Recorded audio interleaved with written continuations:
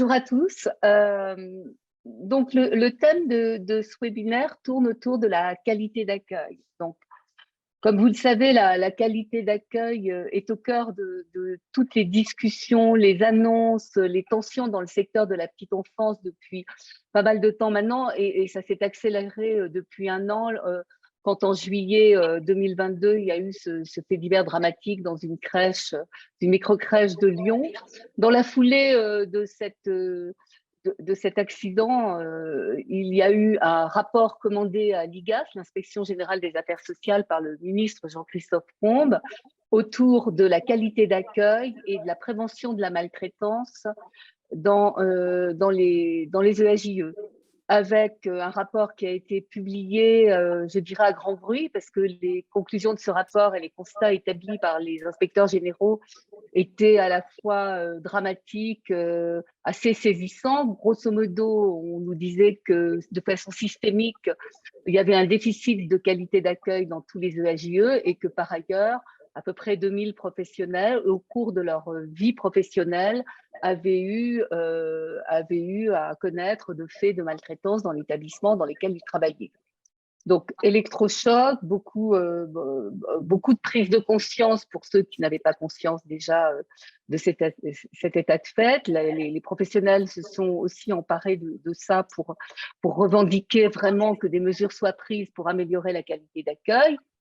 Et nous espérons que le ministre, qui doit annoncer son plan d'urgence accueil qualité fin juin à Nancy, donnera des éléments pour effectivement réduire les possibilités de maltraitance et améliorer de façon systémique la qualité d'accueil dans les crèches. Dans ce tableau aussi, on a les annonces sur le service public de la petite enfance, où le ministre a toujours dit le service public de la petite enfance a deux jambes, une jambe qualité, une jambe quantité. Et donc, effectivement, il y a quand même au niveau gouvernemental une prise de conscience sur la qualité.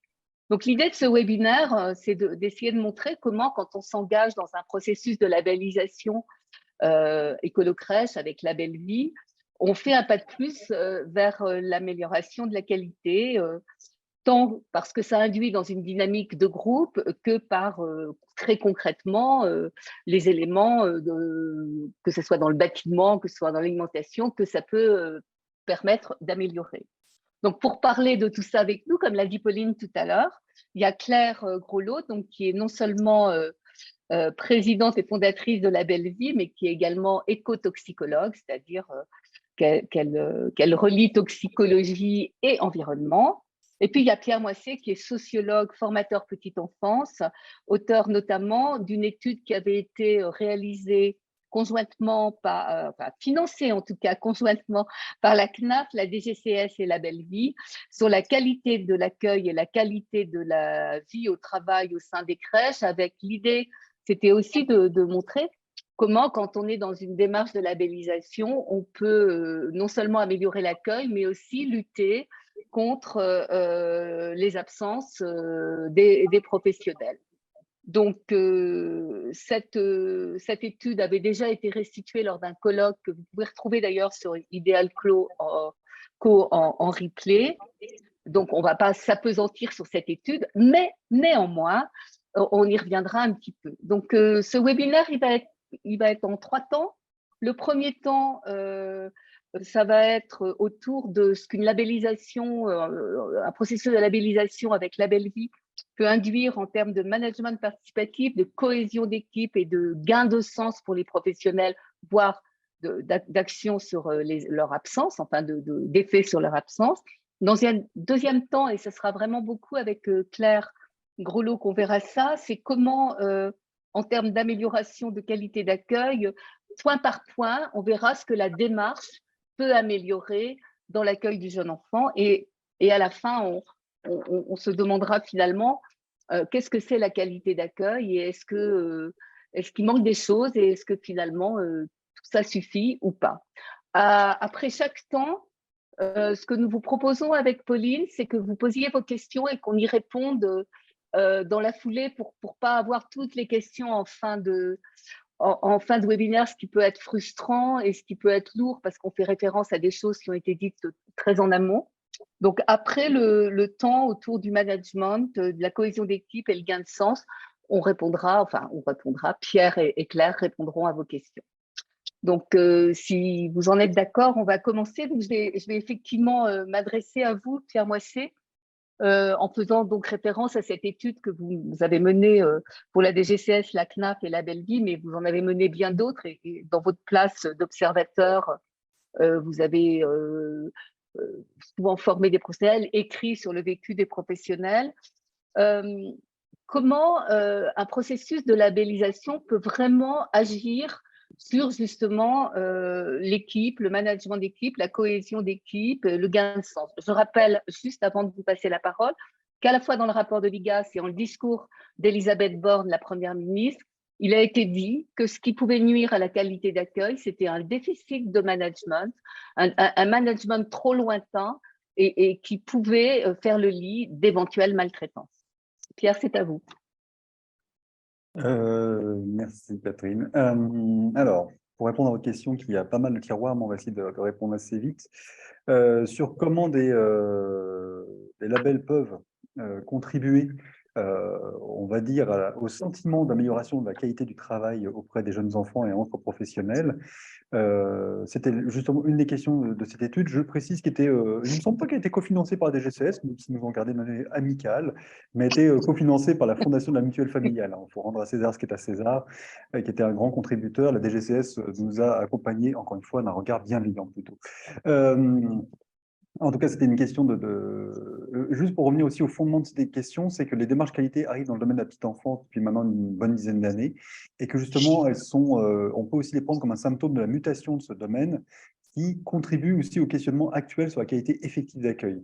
Mutation, c'est-à-dire que je pense que nous sommes sur une évolution sociétale qui fait que les professionnels savent de moins en moins ce qu'ils font, ce qu'ils doivent faire auprès des jeunes enfants, puisque les évidences liées à l'ancien socle sanitaire des crèches collectives s'effacent très progressivement, mais laissant à sa place un vide ou en tout cas une pluralité d'orientations possibles dans laquelle les orientations nationales justement ne posent pas vraiment de grande direction. Ce qui fait que tant pour des raisons, on va dire, marketing, les différents gestionnaires ont eu intérêt à recourir à des démarches qualité, que pour des raisons plus fondamentales de qualifier, donner forme à son accueil et essayer de répondre à cette question: à quoi servons-nous? Puisque, encore une fois, les politiques ne répondaient insuffisamment à cette question. Donc là, on peut retrouver cet enjeu. Et c'est là qu'on peut retrouver l'influence des démarches qualité sur la qualité effective, telle que ressentie par les professionnels. C'est que quand on répond, y compris imparfaitement, par un label à quoi servons-nous, et ben, ça va un petit peu mieux dans le travail. Même si le travail effectif peut encore une fois être assez différent du travail prescrit tel qu'il peut être dans les démarches qualité. Ça, c'est une réponse. Donc là, on est dans la quête de sens et le gain de sens dans une démarche qualité. Claire, est-ce que vous, dans votre expérience, vous avez vraiment eu des crèches qui vous ont dit mais c'est bien sûr, on avait perdu le sens et grâce à vous, on l'a retrouvé?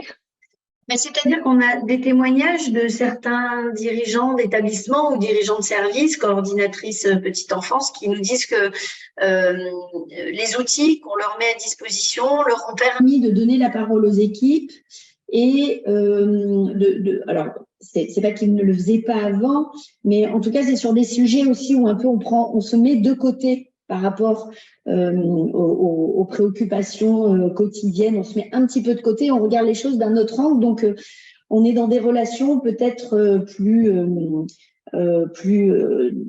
constructives, on va dire. Mais oui, on a beaucoup de témoignages de dirigeants, dirigeantes et directrices ou coordinatrices petite enfance qui nous disent que ça leur a permis d'établir une relation différente et de faire remonter des sujets de façon plus constructive qu'ils n'ont l'habitude de le voir. Donc, on a beaucoup de témoignages de ce type. Pierre, je vous laisse poursuivre. D'accord, ben juste pour compléter par rapport à ça, sur la question des démarches qualité, alors là, je parle de choses aussi que j'avais travaillé en amont de cette étude, c'est que nombre de démarches qualité qui ont lieu dans les différents réseaux de crèches sont des démarches centrées sur l'usager adulte, le parent. avec toute la question de la qualité de la réponse aux besoins d'information, de retour de l'usage adulte. Ça peut provoquer une frustration des professionnels parce qu'il n'y a pas de démarche qualité qui soit centrée enfant, hein, qu'il y a des critères spécifiques enfants. En tout cas, pas à ma connaissance. Peut-être que ça a commencé à être mis en place, mais en tout cas, pour les dernières fois que j'ai travaillé la chose, je ne crois pas les avoir vus. Et par rapport à ça, et ça c'est un des éléments que l'étude a permis d'objectiver, la démarche de la belle vie, elle est centrée, non pas usager adulte, elle est centrée environnement de tout le monde à peu près, hein, c'est-à-dire de l'enfant, des professionnels qui le prennent en charge, et donc également des parents. Et là, il semble que ça fait la différence, hein, sur un certain nombre d'éléments qu'on a pu mesurer dans l'étude, ça fait la différence aux yeux des professionnels qui ont le sentiment, avec la démarche labellique, déjà qui sont beaucoup plus intéressés par recourir à cette démarche, et beaucoup moins fréquemment une démarche qui est imposée d'en haut que demandée par les équipes ou par la direction même des établissements, et non pas par les gestionnaires, ce qui fait la différence dans l'adhésion à la démarche qualité.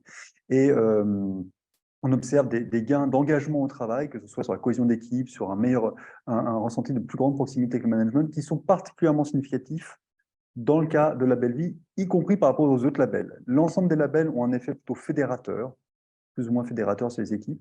Et dans ce premier ensemble, on constate que la belle vie, y compris par rapport aux autres labels qui ont une dimension écologique, a un aspect plus particulièrement fédérateur. Donc là, c'est pas du pro-domo qu'on vous fait pour dire la belle vie, c'est super chouette. Mais en tout cas, en l'occurrence, c'était une des questions qu'on a mis sur la sellette avec cette étude et on a une réponse plutôt positive. Fédérateur et valorisant, Claire, vous me disiez quand on préparait ce webinaire que il y avait des professionnels qui étaient responsables de petites choses plutôt casse-pieds et qui tout d'un coup, quand ça devenait ça prenait part à un projet, ça devenait plus valorisant et effectivement, ça l'était. Vous pouvez me donner quelques exemples? Oui, je parle souvent de Madame Poubelle, Madame Lumière, Madame Arrosage, Madame Eau, qui étaient nos pénibles du début du XXIe siècle. Vous savez, qui nous cassent les pieds, qui éteignent la lumière derrière tout le monde, etc. Et on voit bien avec la crise énergétique et la crise de ressources en eau que nous vivons que ces gens deviennent des stars, en fait. Et ben, dans la démarche Écolo Crèche, ces personnes sont des stars depuis longtemps parce que chacune, le plus souvent, à son niveau, voit ces actions qui se faisaient dans l'ombre valorisées devenir des actions phares. Et aujourd'hui, encore une fois, avec le prix de l'énergie, mais aussi la question de la ressource, hein, en eau, tous ces petits éco-gestes qui passaient pour des fixettes de pénibles sont devenus des outils d'amélioration de notre impact sur l'environnement et de notre survie sur cette planète. Donc, vous vous rendez compte? Donc, on avait un métier peu valorisé, une personne qui fait le ménage ou qui fait pas forcément partie des plus diplômés de l'établissement, ou qui, j'en ai connu, hein, qui triait les briques de lait pour les amener à un point d'apport volontaire sur son temps personnel, hein, sur son trajet de retour au boulot, à la maison, et qui faisait ça de sa propre initiative. Bon, ben, dans cette démarche Écolo Crèche, ces actions font partie d'un plan d'action, d'un système de management de la qualité et d'un plan d'action qui donne corps à la qualité, parce que on va le voir pendant tout ce webinaire, mais c'est beau, la qualité, c'est un mot, c'est un concept, mais ce qui est très, très important, c'est de lui donner corps. Et la qualité de ce projet Écolo Crèche, c'est qu'il donne corps dès le jour 1 de l'engagement dans l'établissement et que les professionnels, par des actions pragmatiques, comme c'est eux qui sont porteurs aussi des propositions d'amélioration, par des actions pragmatiques, ils donnent corps à cette qualité. Ce qui va avec reprendre du sens dans son métier au quotidien, redonner du sens dans son métier au quotidien. Et j'en profite pour parler de cette éco-anxiété aussi qui traîne dans notre société aujourd'hui. Et on sait que ne pas agir, enfin le pire dans l'éco-anxiété, c'est de ne pas agir. Donc quand on se met à agir et à mesurer l'impact de ses actions au quotidien dans son travail, ben, on fait partie des colibris. Et donc, évidemment, on est dans une amélioration de notre qualité de citoyen, dans l'amélioration de notre qualité de travail, et ça donne de la cohésion, parce qu'on a tous besoin aujourd'hui de se regrouper pour agir. Donc, c'est typiquement ce que propose depuis des années ce projet. Pierre, pour terminer sur cette partie cohésion d'équipe, gain de sens, cet avantage d'être dans le management participatif. Est-ce que l'étude, d'abord, est-ce que vous confirmez ce que Claire dit, et est-ce que l'étude a aussi montré que finalement, du coup, on a du gain de sens, on se trouve mieux au travail, et ben, on est moins souvent absent? Oui, elle a permis de le démontrer, puisque, alors, je ne peux pas confirmer ou infirmer ce que vient de dire Claire, au sens où elle utilise des exemples très qualitatifs, c'est-à-dire des remontées vécues de professionnels tels qu'on peut les saisir quand on est en coprésence, qu'on discute, etc. Nous, on est sur une enquête quantitative, hein, c'est-à-dire par questionnaire, avec des questions fermées, qui fait qu'on n'a pas été forcément à la recherche de ce type de vécu. En tout cas, pour faire écho à votre question, oui, on observe déjà un effet d'engagement, puisque c'était déjà, en tout cas, un questionnement de label vie auparavant, puisque dans les différentes études, on va dire, de retour sur leur label, ils avaient perçu le fait que, alors que ce n'était pas prévu par le label, il y avait une diminution de l'absentéisme des professionnels dans les établissements engagés dans la démarche. Donc, on avait une question, c'était est-ce que, effectivement, quand on essaie d'objectiver le phénomène, ça se maintient? Eh bien, oui, ça se maintient. C'est-à-dire qu'on a une diminution assez significative des absences de professionnels de plus de 5 jours cumulés sur les 2 mois précédant le questionnaire. C'est-à-dire sur l'ensemble des absences de moins d'un jour, un jour et moins, ne baisse pas, parce que c'est des petites absences, on va dire, c'est une espèce de bruit de fond des absences qu'on a dans l'établissement, qui sont liées à différentes causes, petites maladies, jour de maladie enfant, etc. Par contre, les absences de plus de 5 jours sont extrêmement corrélées à toutes les questions, des éléments négatifs dans les établissements, mauvaise entente d'équipe, mauvaise relation au management. Or, la belle vie sur cet élément-là fait baisser très significativement ce type d'absence, ce qui veut bien dire qu'il a un effet mobilisateur, un effet de cohérence qui engage les professionnels de travail et améliore leur bien-être au travail et donc leur présence au travail. Merci. Pauline, est-ce qu'il y a des questions sur cette séquence? Oui, alors on a des questions. Vous avez parlé d'outils au début de cette partie, donc on a une question dans le chat qui dit quel genre d'outils s'agit-il? Claire? Je vous fais les trois Alors, questions oui, ou prendre au fur et à mesure. comme vous voulez. Ah, allez-y alors, Pauline. Oui. Alors, il y avait les outils. Ensuite, après, on nous a demandé comment on fait pour rejoindre la Belle Vie en tant que structure d'accueil du jeune enfant. Et enfin, il y avait une question sur l'étude de Pierre qui demandait si les résultats étaient disponibles en accès libre. Alors, on va faire répondre Pierre. Claire, peut-être pour la question comment rejoindre la Belle Vie, ce sera plutôt pour la fin, non? Très bien. Je ne sais pas. Alors, Pierre, elle est où cette étude? Mais elle est sur le site de la Belle Vie, en fait, bien évidemment. Le rapport mis en forme et accessible, je l'espère simplement, mais il me semble, hein, sur le site même de la Belle Vie. Donc, vous pourrez télécharger le rapport complet en format PDF et vous régaler de nombreuses statistiques sur ces Combien de différentes. pages? Ouais, 120, 130 pages de. Alors, si vous voulez un excellent résumé, vous allez sur le Il est site sur les pros. de la petite enfance. Claire, pour la question sur les outils. Oui, alors je parlais d'outils parce que donc on a la fameuse démarche écolo-crèche dont nous parlons. C'est une démarche qui est phasée avec des étapes. Il y a des formations pour faire monter en compétence les directeurs et directrices d'établissement sur le management environnemental. Donc comment mobiliser son équipe, comment faire remonter les idées, comment manager en fait un plan d'action pour améliorer la qualité. C'est un outil aussi très utile qui existe depuis des années, qui évolue sans cesse, qui est notre outil de diagnostic. Il y a plus de 500 questions en fait qui sont posées dans ce diagnostic. C'est un autodiagnostic, hein, l'établissement répond aux questions, ce qui lui permet de voir sur 10 items environnementaux et 7 items sociaux où est-ce que la pratique de cet établissement se positionne à l'engagement et qui va lui permettre progressivement de voir l'évolution. C'est-à-dire qu'au moment de la labellisation, il repasse ces questions et il va voir les progrès. Donc, c'est un outil qui permet de prendre conscience. Enfin, je dis souvent que c'est un outil de diagnostic, certes, mais c'est surtout un outil de prise de conscience de ses propres pratiques et d'éveil aux solutions envisageables. Donc, toute cette méthode, on l'a mise au point avec des psychologues environnementalistes. Donc, chacune de ces étapes est là pour mettre en mouvement vers plus de qualité. Et ensuite, il y a des formations ad hoc sur des thèmes spécifiques. Claire, je vais vous couper parce que finalement, là, on va tout de suite passer au deuxième temps et on y est. On va essayer de voir avec vous concrètement ce qu'est le processus de labellisation et comment il apporte en termes d'amélioration, ce qu'il apporte en termes d'amélioration de la qualité d'accueil. De temps en temps, Pierre, vous pourrez mettre votre grain de sel et nous dire un peu ce que ça vous inspire par rapport à l'étude et au vécu des professionnels. Donc, globalement, on pourrait dire que la labellisation, c'est une approche, je dirais, plus naturelle du prendre soin au sens large, avec dans le prendre soin, l'hygiène, l'alimentation, le bâtimentaire, etc. On va les prendre un par un. Donc, qu'est-ce que la démarche écolo-crèche en termes d'hygiène, c'est-à-dire, parce qu'à un moment, je vous avais dit, c'est moins hygiéniste. Vous m'avez dit, bah non, c'est pas moins hygiéniste, c'est une hygiène plus naturelle. Donc, qu'est-ce que c'est que les fondamentaux de cette hygiène naturelle?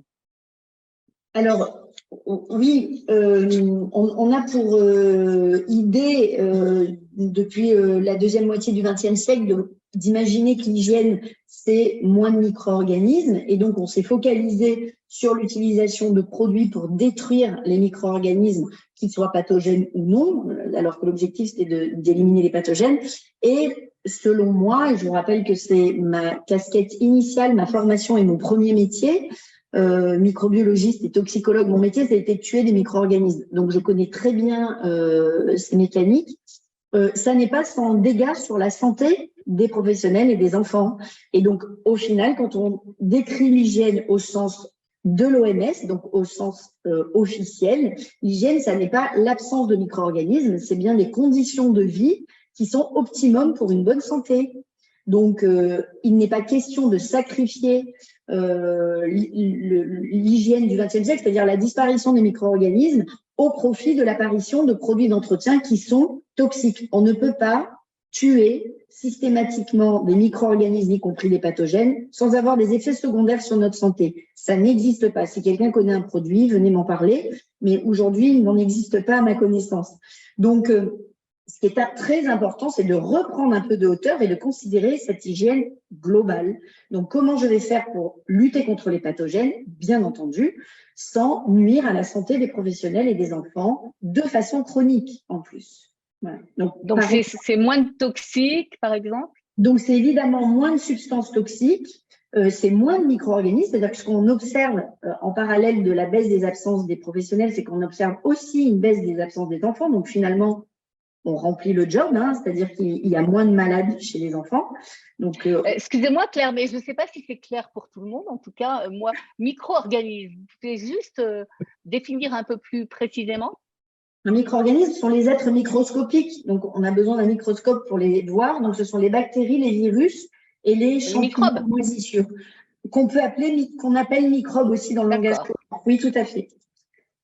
Mais microbe, il y a une connotation péjorative, pathogène, tandis qu'il faut savoir que 99,9% des micro-organismes sont bénéfiques pour nous, ou en tout cas ne nous génèrent pas de problème. Donc, et c'est un peu, quand on dit microbe, on pense tout de suite, mais on pourra faire un webinaire dédié, Catherine, sur ce sujet. Moi, j'adore. Non, mais je n'étais pas sûre que ce soit hyper clair. Oui, non, mais vous avez raison. Donc, il y a la réduction des toxiques, ne serait-ce qu'avec les produits d'entretien, en utilisant des produits d'entretien plus naturels et tout aussi efficaces. On l'a prouvé à travers diverses études et le suivi des maladies des enfants dans le réseau. Une amélioration aussi dans l'alimentation, avec une alimentation plus riche. Non, et par rapport aux perturbateurs endocriniens, ah oui, c'est les toxiques aussi. Tout à fait. Dans les toxiques, j'inclus les perturbateurs endocriniens, c'est-à-dire qu'il y a des toxiques qui sont toxiques pour les voies respiratoires, pour la peau. Beaucoup de professionnels parlent de problèmes de peau dans leur métier. Et bien, on en voit la disparition. Et il y a également cette famille de molécules dont on se soucie depuis une petite vingtaine d'années, qui existe depuis bien longtemps et qu'on connaît, mais que sont les perturbateurs endocriniens. Donc, qui sont des molécules qui perturbent le système endocrinien, donc les systèmes hormonaux qui régissent l'ensemble de notre métabolisme, mais aussi de nos humeurs, mais de notre capacité à nous reproduire.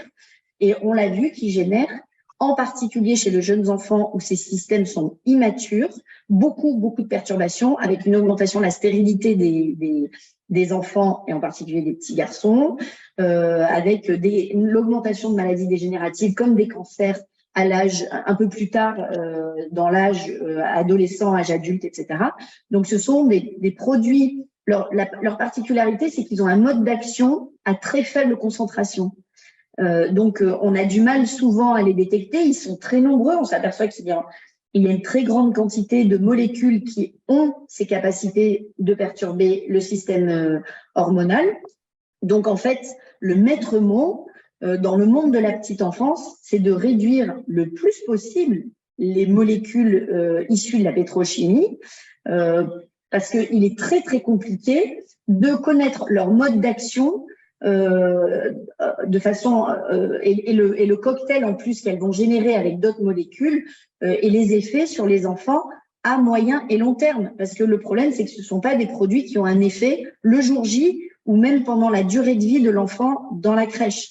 Donc voilà, et dans le travail qu'on propose et ce sur quoi on accompagne les professionnels et les gestionnaires aujourd'hui dans la démarche écolo-crèche, c'est une réduction la plus importante possible de l'ensemble de ces produits. D'accord. L'alimentation? Alors oui, sur l'alimentation, il y a dans la plupart des établissements qui s'engagent dans la démarche, une amélioration de la qualité des ingrédients, en ayant beaucoup plus d'ingrédients issus de l'agriculture biologique, beaucoup plus d'ingrédients issus d'une agriculture plus locale, de circuits courts, donc qui génèrent moins de pollution, donc au global une meilleure qualité de vie pour les enfants. Utiliser aussi des récipients qui ne dégagent pas de produits dangereux pour les enfants et les professionnels. Évidemment, on parle de la qualité de l'accueil. Donc, on est plutôt centré sur le public accueilli, donc les enfants. Aussi, une plus importante végétalisation de l'assiette. Et je rappelle que pour le changement de notre climat et l'impact sur la biodiversité, c'est l'action la plus efficace qu'on puisse mener. Et donc, on montre que les enfants sont en pleine forme et que d'ailleurs, les recommandations aujourd'hui de santé internationale recommence de baisser la quantité des protéines et en particulier la quantité des protéines animales. Donc, ça va vraiment dans le sens d'une amélioration de la qualité de l'accueil. Sans pour autant, l'avantage des établissements qui sont accompagnés, c'est que justement, ils sont accompagnés et donc ils peuvent le faire de façon structurée, rassurante pour les équipes, pour les familles, parce qu'il ne s'agit pas du jour au lendemain de décider un changement radical, autant sur les produits d'entretien que sur l'alimentation. Tout ça, ce sont des progrès qui se mettent en place de façon structurée et planifiée. Il y a le bâtimentaire aussi, donc à la fois les locaux à l'intérieur et à l'extérieur. Vous accompagnez aussi les structures sur ce point? Oui. Alors, exactement. Alors, sur le bâtiment, il y a plusieurs choses qui peuvent améliorer la qualité de vie et la qualité d'accueil, que sont la réduction des produits toxiques, parce que en choisissant certains produits du bâtiment, et notamment les peintures, les revêtements de surface, on peut aussi réduire énormément la pollution de l'air intérieur et la pollution des surfaces. Je vous rappelle qu'un bâtiment, quand on refait les peintures ou les sols, peut relarguer pendant des années des produits qui ont un impact sur la santé des enfants et des professionnels. Donc, en faisant des choix éclairés qui sont efficaces aussi pour la vie de l'établissement, on n'est pas en train de parler de choses qui sont inutilisables au quotidien, pas du tout. Aujourd'hui, il y a près de 1000 crèches qui sont engagées dans cette démarche. Si c'était inutilisable, on le saurait. Donc, c'est vraiment faire des choix éclairés pour trouver la peinture ad hoc, le revêtement de surface. Et pour l'extérieur, pareil, je vais vous donner l'exemple des sols souples, mais il y a des années, les sols souples étaient un impondérable et un passage obligé de l'extérieur. Aujourd'hui, grâce au travail de fourmi que nous avons fait, mais qu'ont fait aussi tous les gestionnaires qui ont fait confiance à ces changements de pratique, même les PMI sont d'accord pour dire que il y a des alternatives. Les sols souples qu'on met à l'extérieur sont des produits qui font des îlots de chaleur qui rendent les cours et les jardins inutilisables, en particulier avec les changements qu'on voit opérer aujourd'hui, et qui relarguent des produits qui sont dangereux, qui sont toxiques pour la santé des enfants, que ce soit des produits volatiles ou des petits bouts qu'ils peuvent ingérer. Donc aujourd'hui, ces revêtements sont à bannir et à utiliser que sur les surfaces les plus limitées possibles. Donc, vous voyez, quand ne voyez pas de dogme non plus dans notre métier depuis des années, c'est d'accompagner à la transformation. Il y a l'état actuel de chaque établissement et puis il y a comment on peut le faire s'améliorer sans tout raser, tout détruire. Évidemment, la végétalisation, l'ombrage, tout ça qui vont être très utiles, en particulier dans les années à venir. À ce propos, je vous rappelle qu'il y a désormais avec la réforme un référentiel national bâtimentaire et qu'un certain nombre de points ont déjà été intégrés, je pense, à la qualité de l'air, aux décibels pour qu'il y ait moins de bruit et à l'obligation, avec évidemment des exceptions, d'avoir un espace extérieur et il n'est dit à aucun moment que ça doit être du revêtement souple. Donc, il y a un petit progrès de ce côté-là. Pierre, dans l'étude, est-ce que par rapport à ces critères que Claire vient d'énumérer et de détailler un peu, est-ce que ça joue, est-ce que les professionnels sentent qu'ils font du meilleur boulot par rapport à s'il y a tous ces points qui sont améliorés? En même temps, en discutant, vous m'avez dit, mais ils sont tellement plus exigeants quand ils sont dans le processus de labellisation que finalement, ils sont plus critiques par rapport à tout ça. Oui, parce qu'en fait, on était étonné, enfin, j'étais étonné en faisant les différents tris sur le fait que, par exemple, les professionnels qui sont dans la démarche écolo-crèche ou Label Vie ne jugent pas, à l'instant T du questionnaire, l'environnement de leur établissement de meilleure qualité que ceux qui sont dans un autre label ou dans pas de label du tout. Donc, s'est dit, bon, finalement, peut-être que ça n'a pas changé grand-chose. Par contre, si on pose la question qu'on a posée également, est-ce que vous avez le sentiment, si vous êtes dans un label vie ou autre, que ce label vous a permis d'améliorer l'environnement proposé aux enfants? Là, la différence se fait, c'est-à-dire que là, les professionnels répondent, et beaucoup plus fréquemment pour Label Vie que pour les autres labels environnementaux et que pour les autres labels en général, que oui, l'engagement dans la démarche de labellisation leur a permis d'améliorer la qualité de l'environnement proposé aux enfants. Alors, comment expliquer avec ces deux résultats qu'ils ne jugent pas meilleur leur environnement? On peut faire plusieurs hypothèses, soit que Label Vie a été choisi par des établissements qui jugeaient déjà a priori que leur environnement n'était pas génial et qu'il fallait vraiment l'améliorer, au moins avec cette démarche-là. Donc, ce qui fait qu'ils ont eu le sentiment de l'améliorer, ce qui l'a mis à peu près au même niveau que la moyenne ressentie par les répondants. Soit qu'en fait, ils l'ont amélioré de fait, mais ils le jugent d'un œil encore plus critique que les autres, ce qui fait que, objectivement, même si on pourrait avoir des critères qui nous disent il n'y a pas de sol souple, etc., donc globalement, c'est quand même mieux, et ben, vous avez des professionnels qui vont vous dire c'est pas plus mieux que les autres parce que elles sont aussi un peu sur le qui-vive par rapport à tous ces éléments environnementaux. Donc, on peut tout à fait voir ça. Donc, quand vraiment on regarde la question du sentiment d'amélioration et non pas de l'évaluation intentée de différents points, on voit que, effectivement, Label Vie fait la différence, encore une fois, sur cette question de l'amélioration de la santé des enfants dans l'établissement. Ça, c'est ressorti de l'étude, l'amélioration de l'environnement proposé aux enfants, et puis après, encore une fois, des effets de cohérence d'équipe, l'amélioration de la cohérence, la cohésion d'équipe est particulièrement plus significative pour Label Vie que pour les autres labels et l'absence de label. Merci. Alors, toujours dans ces points d'amélioration un peu concrets, vous m'avez dit aussi, Claire, que globalement, finalement, ce label, il permet une autre conception finalement de l'enfant. Et vous m'avez cité deux choses, la connexion à la nature, qui est quelque chose évidemment d'essentiel. On en parle beaucoup actuellement avec beaucoup de pédagogie, genre Reggio Emilia, etc. Mais vous avez été un peu pionnier dans ce domaine. Et également la pédagogie active. Une pédagogie active, là aussi, ça existe ailleurs, mais quand même. Alors, vous pouvez me dire deux mots sur ces deux critères? Oui, alors la connexion à la nature, comme vous le dites, on en parle beaucoup récemment. Nous, ça fait juste 24 ans qu'on l'a intégré.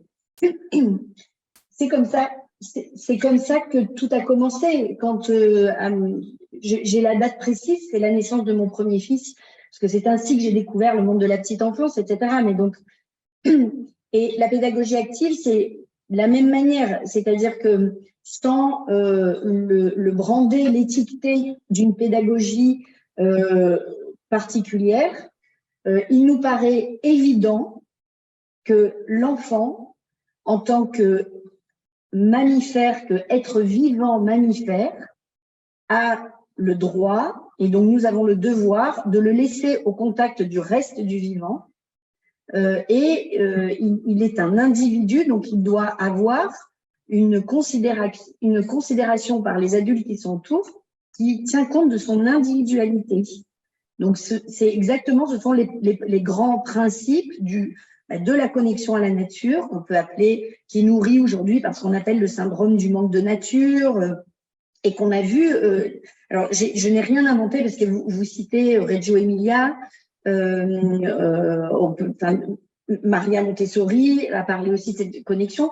Il y a un livre fameux de Bernadette Moussy sur les pédagogues et la nature. Donc, c'est ainsi qu'on s'est rencontrés d'ailleurs toutes les deux, parce que nous, intuitivement et naturellement, en considérant l'être humain et le petit d'homme comme un être qui avait besoin de cette nature et qui avait besoin aussi d'être considéré de façon individualisée, y compris dans un collectif. Donc, c'est tout l'intérêt de l'individualisation et de la vie en collectivité pour parler des crèches.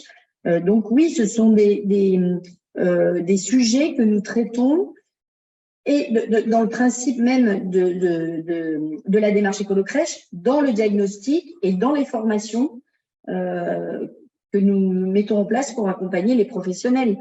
Donc oui, dans le diagnostic, on va pouvoir voir à quel degré l'enfant est connecté à la nature dans chaque établissement, et aussi à quel degré les pédagogies actives sont mises en place et comment accompagner les professionnels pour améliorer les pratiques et donc, selon nous, la qualité de l'accueil dans ces établissements. Ok, on est d'accord, être connecté à la nature, c'est faire des sorties, aller jouer dans la terre, c'est pas seulement faire des travaux manuels avec des marrons et des fleurs. Alors oui, vous avez raison de le souligner, être connecté à la nature, et on travaille avec des chercheurs du Muséum d'histoire naturelle. Pour eux, ça serait une immersion complète dans la forêt sauvage.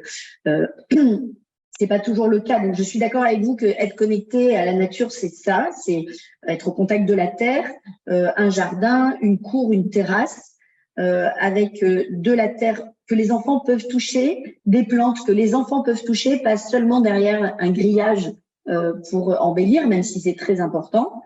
Le beau est très important pour les enfants et nous-mêmes. Mais quand on est dans des conditions un peu contraintes, oui, manipuler des marrons, oui, travailler l'argile au lieu de la pâte à modeler, fabriquer soi-même sa peinture avec des végétaux au lieu d'utiliser des tubes ou des pastilles d'aquarelle, c'est déjà un premier pas vers le contact avec la nature. Et on voit bien la différence sur le comportement des enfants, le bruit, l'énervement des enfants et leur capacité même d'attention. Souvent on dit, ah bah oui, mais les jeunes enfants ont une capacité de s'intéresser à un sujet assez court. Mettez un bac à terre et laissez-les manipuler et vous allez voir, ça peut durer longtemps. Merci. Pauline, est-ce qu'il y a des questions? Alors oui, il y a des questions, il y a eu beaucoup de réactions. Je vais faire des petits résumés et puis il y a pas mal de questions auxquelles on répondra à la fin du webinaire. Il y a eu des réactions au niveau de, quand on parlait de désinfection, de nettoyage, quelqu'un a parlé des contrôles des services sanitaires qui n'étaient pas OK, car les textes d'appui datent de 2004. On a eu aussi pas mal de questions autour des produits sur le sol. On a parlé de recherche autour de bandeaux microfibres, on a parlé de savon noir pour le nettoyage et d'infection des sols. Et il y a eu une question aussi, est-ce que le nettoyage à l'ozone est efficace? Voilà, des trucs très concrets. Alors, c'est pour Claire. Oui, c'est pour Claire, là. Donc, je réponds tout de suite ou vous voulez voir les autres questions? Oui. Il y en a beaucoup, donc on peut faire en… Ok, on fait par paquet. Alors, Claire, vous répondez le plus brièvement possible parce que je regarde la montre. Et voilà. Oui, de toute façon, je vais pas donner des solutions. Les sujets sont trop importants et vous le savez, les systèmes de contrôle qui existent sont sont pas toujours dans le sens de ce qu'on vient de se dire.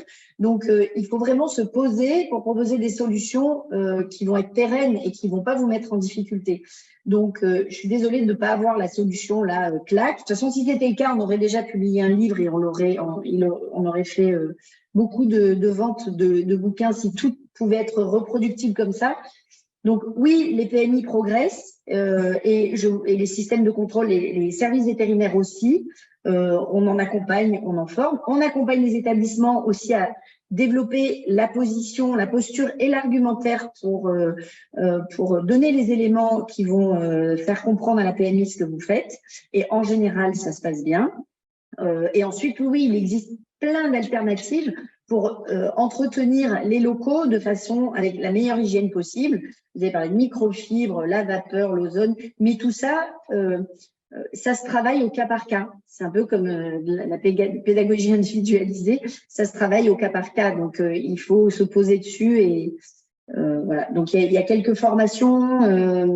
Les établissements qu'on a déjà accompagnés peuvent peut-être témoigner sur ce sujet. C'est trop sérieux pour que la solution soit clé en main et se diffuse comme ça. Mais ça existe. Pauline, d'autres questions? Ouais. Je complète, Claire. On a Viviane, notamment du RPE, qui parlait dans le chat et qui disait qu'elles sont passées d'une liste de 37 produits à uniquement 5 aujourd'hui et que la direction a été OK, mais qu'elles sont venues et ont été soutenues dans le cadre de la démarche. Il y a eu beaucoup de questions aussi autour des sols souples, des alternatives à tout ça. On a parlé de copeaux de bois. Voilà. C'est pareil que ce que disait Claire sur les produits d'entretien. C'est assez au cas par cas. Il n'y avait pas besoin de conseils et d'accompagnement. Et je vois Catherine qui regarde la montre. Il y a eu pas mal aussi de questions sur l'accompagnement des assistantes maternelles. Il y en a pas mal qui sont présentes aujourd'hui. Et on a aussi parlé pas mal des couches. Il y a des sujets autour des couches lavables. Voilà, changer entre les couches Pampers pour d'autres couches. Et alors là, moi, Claire, parce qu'on a eu cette conversation il y a quelques semaines ou quelques mois sur les couches, je pense qu'il y a peut-être une information qui va un peu contre les idées reçues que vous pourriez donner. Vous parlez de quelle information? Moi, j'avais l'impression que les couches lavables, c'était génial. Ah oui. Écologiquement parlant, mais vous m'aviez parlé d'autres styles de couches qui étaient peut-être pas mal aussi. Alors, il y a plusieurs. Effectivement, la solution la plus éco-responsable, c'est la couche lavable et en particulier quand on peut la faire laver à l'extérieur avec des machines professionnelles qui sont les plus économes en eau et en énergie. Ça reste quand même en termes d'impact environnemental, y compris avec l'eau, l'énergie utilisée pour laver. Hein, donc, et ça, ce sont des études sérieuses faites par l'ADEME. Il y a aussi des couches dites compostables. Qui permettent d'utiliser, c'est du jetable, mais qu'on peut mettre au compost. Là-dessus, et c'est là que c'est ça. On est aussi utile, c'est que les fabricants, des fois, changent un peu leur fusil d'épaule et une couche qui était compostable, si elle est rachetée par un groupe qui a pas forcément ça dans les veines, il peut y mettre progressivement un peu de plastique et du coup, le compost n'est plus utilisable dans l'agriculture comme il devrait l'être parce qu'on est en train de mettre du microplastique dans les champs, ce qui est inenvisageable si on veut améliorer nos pratiques. Donc, en fait, aussi tout l'intérêt, parce que c'est compliqué, les industriels peuvent changer les ingrédients qu'ils mettent dans un produit ou dans une couche sans prévenir les consommateurs. Donc, nous, on a quand même une équipe qui veille à ça et qui a le maximum d'informations, qui va fouiller, qui va enquêter pour connaître vraiment la composition des produits et donc qui peut accompagner les professionnels à faire un choix éclairé. Parce que trop souvent, on se fait berner. Voilà. C'est bon pour les questions, Pauline, ou il y en a d'autres? Oui, il y avait une dernière question à laquelle on peut répondre, qui demandait combien de AGE ont été labellisés en 2022. Pauline, tu as le chiffre, non? Je dirais plus d'une centaine. Une centaine, hein? On les a célébrés il n'y a pas très longtemps. Ouais. Voilà. Et après, vous pouvez dérouler, Catherine. Il y a pas mal de questions, mais très précises et auxquelles on va répondre après sur la démarche. Bon, on va passer au troisième et dernier temps. On a 10 minutes. Peut-être revenir sur la difficulté de définir la qualité d'accueil. On a vu quelques critères objectifs avec Claire au niveau de l'environnement de l'enfant. On a vu avec Pierre des critères plus subjectifs, parce que le ressenti des professionnels, leur sentiment de faire ou pas du bon travail. Mais finalement, je crois que beaucoup d'avis convergent pour dire que la qualité d'accueil, c'est à 80% la qualité de la relation qu'un professionnel peut, adulte-enfant. Est-ce qu'une démarche, je vais essayer de le dire sans environnementale, ça y est, une démarche environnementale apporte quelque chose sur ce point, Pierre, Claire après peut-être? Pierre, au niveau de l'étude et du ressenti, est-ce que quand on est dans une démarche écolo-crèche, on a le sentiment que par rapport à l'enfant, on a une meilleure relation, une meilleure qualité de travail avec l'enfant, d'accueil avec l'enfant? Alors là, on observe le même contraste que celui que je vous évoquais tout à l'heure, l'évaluation intentée et l'évaluation sur l'amélioration d'un point. Donc, on n'a pas une déclaration de meilleur sentiment de qualité de travail dans les établissements labellisés écolo-crèche versus l'ensemble des autres. Par contre, à la question, est-ce que vous avez le sentiment que la démarche qui a été entreprise dans votre crèche ou votre établissement a amélioré la qualité de l'accueil des enfants?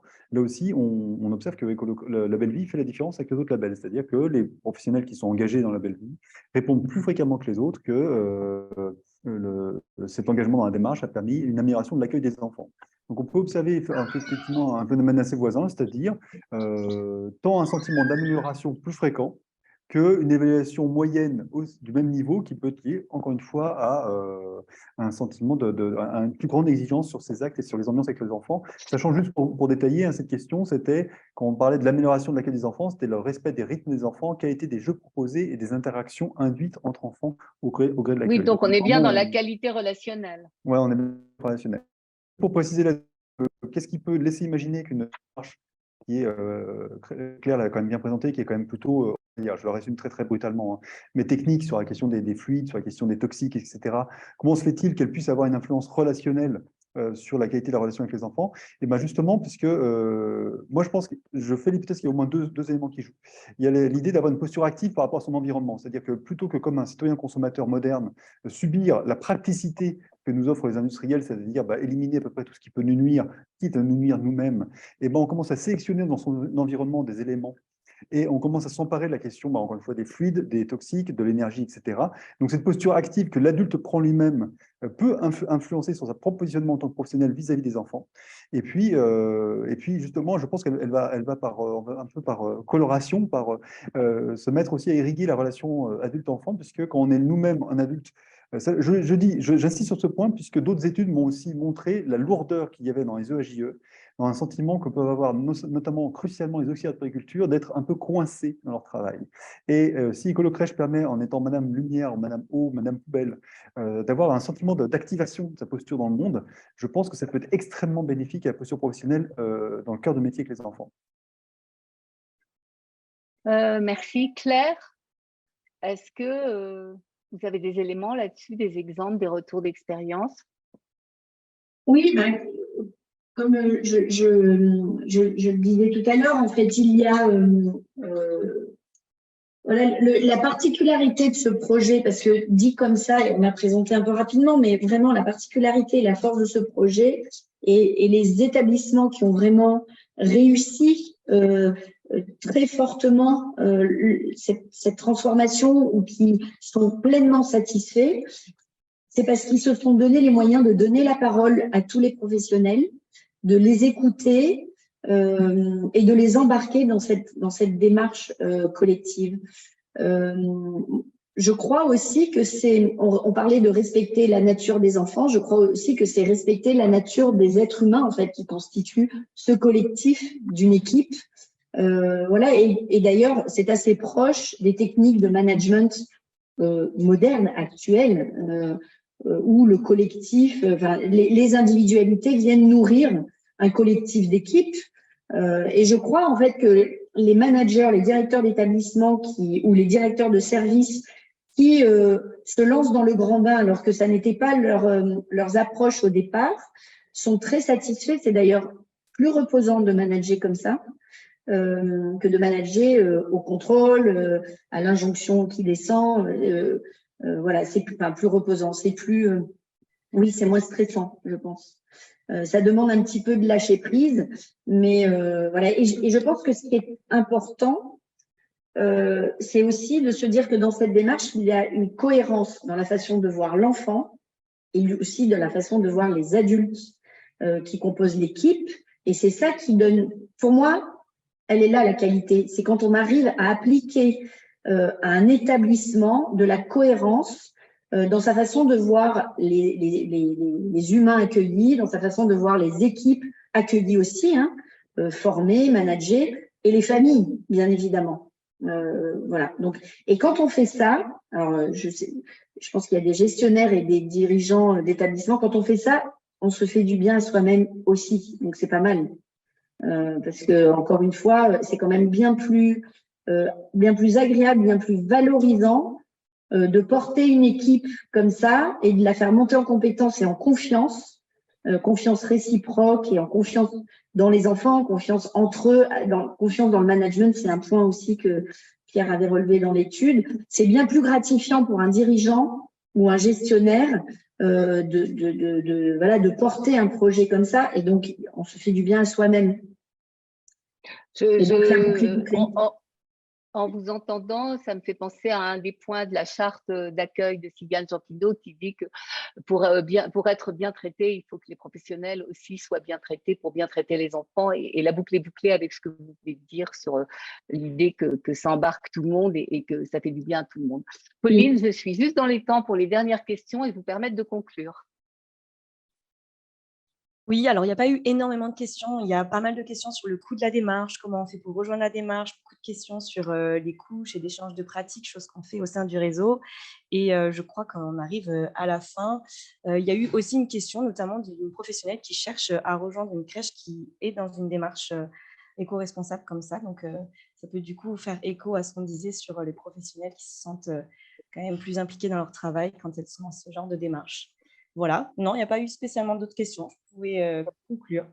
C'est pas mal dans l'idée de pénurie des professionnels de se dire que quand on est dans une... Oui, de se dire si je suis labellisée, je recruterai plus facilement. Pierre et Claire, est-ce qu'il y a un mot de la fin du coup que vous souhaitez dire, Pierre? Moi, j'insisterai quand même sur ce que Claire a mis en exergue et qui me semble, moi, véritablement effectif à travers tant ce qu'on a pu mesurer dans l'étude que sur des questionnements plus transversaux, plus généraux sur la question de l'accueil de la petite enfance. C'est déjà le fait d'améliorer le bien-être de ces professionnels en les injectant, enfin, en les projetant via une démarche écologique dans un enjeu sociétal extrêmement vaste. C'est-à-dire que plutôt que de garder des petits-enfants dans un coin parce qu'on est des femmes et qu'on n'est pas beaucoup formés et qu'on n'est pas beaucoup payé, eh ben, on contribue à enfin, ce qui est la considération sociétale ressentie. Hein. Vous avez bien compris que je vous ai rapidement une caricature. On ne garde pas les enfants, on les accueille. Voilà, déjà. Donc, plutôt qu'être cela, eh ben, on est des personnes qui contribuent à la santé de ses enfants, à l'éducation de soi-même et de son environnement, donc y compris les parents, par l'engagement de cette démarche. Donc là, il y a une projection dans un horizon de sens qui est beaucoup plus vaste et qui va avoir aussi corrélativement toute cette notion du prendre soin qui, je pense, est assez corrélative à la démarche écologique.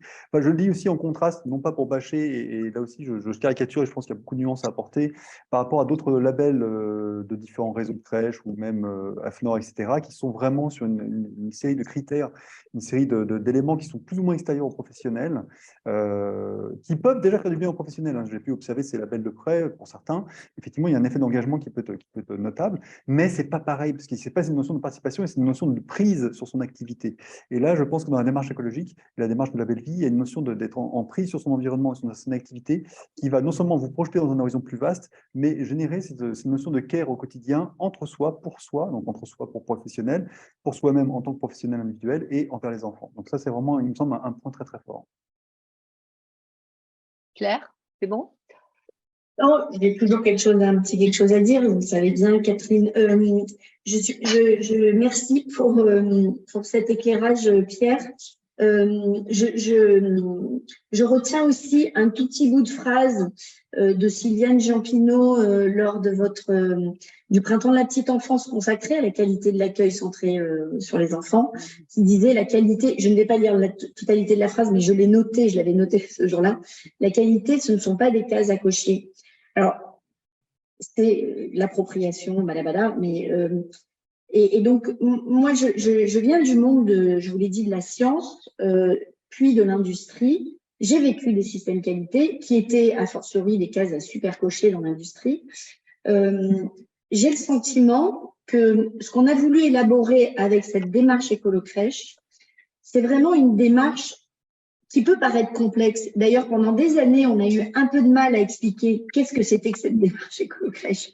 Parce que c'est complexe et je défends l'idée que de la complexité qui donne finalement une approche plus non pas complexe, mais complète.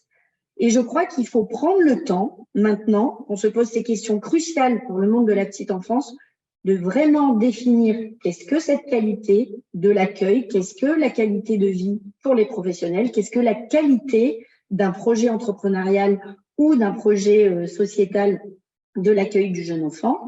Et que je pense que notre façon de l'aborder depuis le début avec Écolo Crèche, c'est ça, c'est donner un peu de complétude. Mais je pense qu'on ne pourra pas se passer d'un moment comme ça et que si on se satisfait de cocher des cases, on va passer à côté de la qualité. Donc, je pense qu'il est temps que les gens prennent le temps de se parler. Et ça, c'est aussi des revendications des professionnels de la petite enfance, hein, de prendre le temps de se parler, de parler du projet de l'établissement, de parler des relations qu'on a dans l'équipe, de parler des relations qu'on a avec les enfants, de parler des relations qu'on a avec les parents. Et je crois que si on pose ces questions, et c'est ce que propose la démarche Écolo Crèche, de poser aussi les questions des relations qu'on a avec notre environnement au sens encore plus large, ben, on fera un pas vers la qualité. Ben, merci à tous les deux. Merci beaucoup. Merci à tous.